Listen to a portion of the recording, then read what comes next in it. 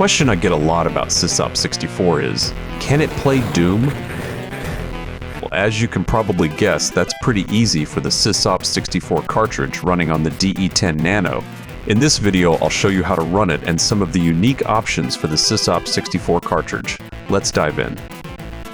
We start with the amazing Chocolate Doom source port and give it the ability to render using DMA on the Sysop-64 cartridge.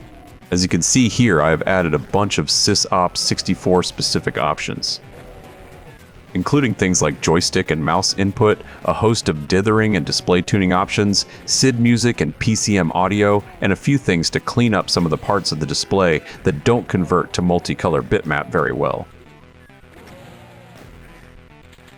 If you start the display tuning HTTP server, you can use a browser from another machine to alter the display conversion settings. From here, you can change the target color palette or set contrast, gamma, and brightness levels, among other things. You can pick from a bunch of standard dithering algorithms and modify the strength of the dithering as well. With all these options, you should be able to find something that works pretty well with your display. Once you find something you like, you can also save as a preset or copy the command line arguments to use next time you launch. Even after tuning, most of the menus and in-game messages don't look that great after color conversion and dithering. And to help with that, we introduce a bunch of clean options to just redraw in a simpler way. As you can see here, the menus and the messages look more like what you might expect on a Commodore 64 when using this option. Now if I skip to the exit on this level, you can see the end of level stats, and they're much easier to read. It's completely optional though. Choose whichever style you prefer. Next up, let's talk about sound options. As you can see here, I'm running the June 25th build of the Sysop-64 FPGA core. Starting with that build, the core now provides 8 channels of 16-bit 48 kHz stereo audio, and the FPGA handles mixing those channels with the primary SID output. That's only usable with the HDMI output, of course. Using these new sound APIs, we can now play the original Doom sound effects while playing the game. As for the music, by default it will look for this Doom SID recreation by Clegg with the name @Doomsgate, but you can specify the path to whatever SID tune you want, like I'm showing here. And then inside the game, you can use the menu to control the volume mix between the SID tune and the PCM audio sound effects.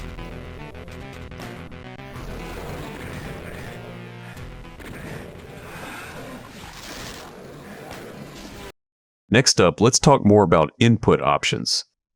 If you want to play with a mouse and keyboard combination, you can use any USB mouse plugged into the DE10 Nano.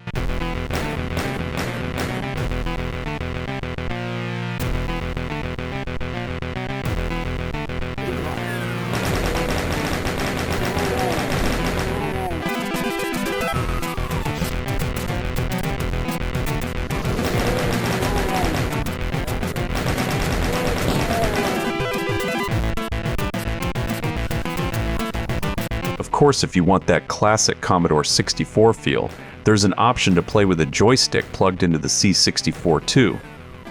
Hold the fire button while moving to run fast, or strafe. You can also open doors by holding the button. It's not as good as using the keyboard, but it's playable.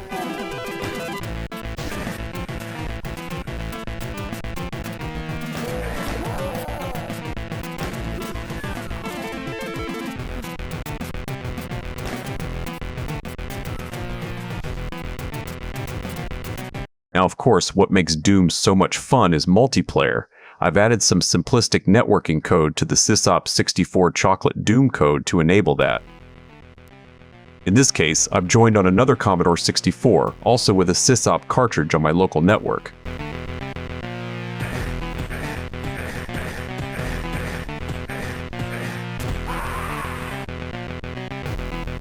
By the way, this is a custom level called Area 8 created by this guy that I played endlessly back in the day.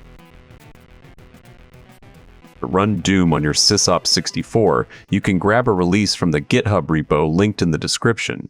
You will need to provide your own doom.wad file as well as the @doomsgate SID music file, which you can get from the high voltage SID music collection. If you clone the same repo onto your Sysop-64, you can also just compile it yourself like this, and then you can modify it to your heart's content.